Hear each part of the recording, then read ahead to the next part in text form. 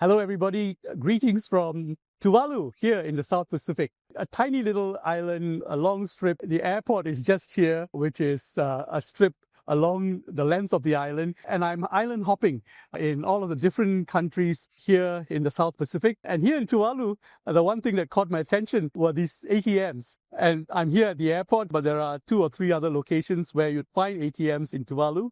The economy of Tuvalu is predicated in the Australian dollar, and the operating currency here is the Australian dollar.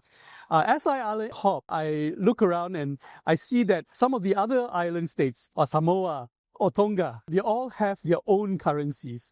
Tuvalu, population 10,000, GDP 70 million, something like that, could not afford its own currency, so you're going to have Australian dollars spitting out of the ATM. But all of these other countries, they're not large either. Fiji is just under 1 million people.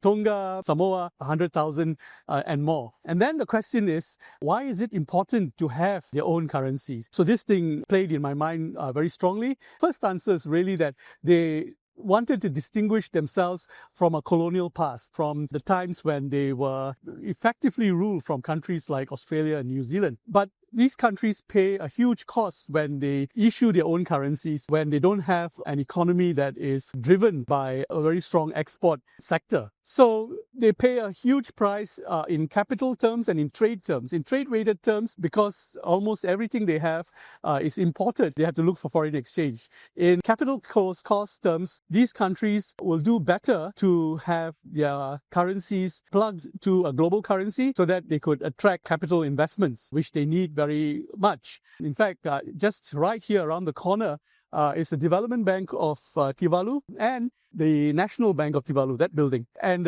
you can see how humble these buildings and these organizations are. They are dependent on aid a lot. The economy itself is dependent on remittances because of the diaspora of the immigrants or the migrants who leave these countries and send money home from wherever they're working. Against all this, I think about what the world will look like when stable coins, especially dollar denominated, but really it doesn't matter whether it's a dollar denominated stable coin or a local currency denominated stable coins. The moment they're digital, they become immediately interoperable with each other.